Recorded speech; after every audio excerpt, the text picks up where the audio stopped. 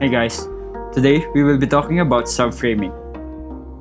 Subframing is basically creating or finding a frame within a frame.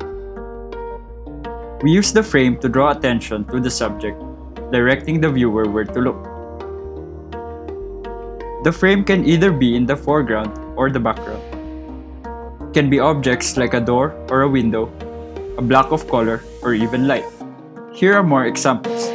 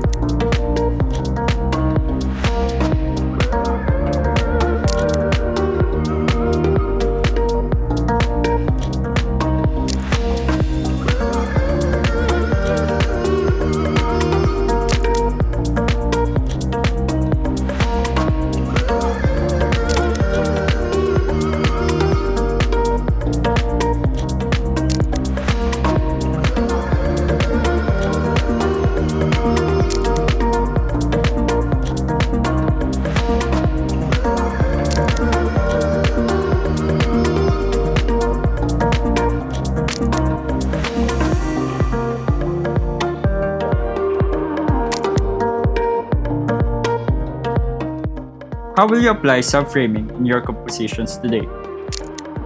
Don't forget to subscribe. See you in the next video.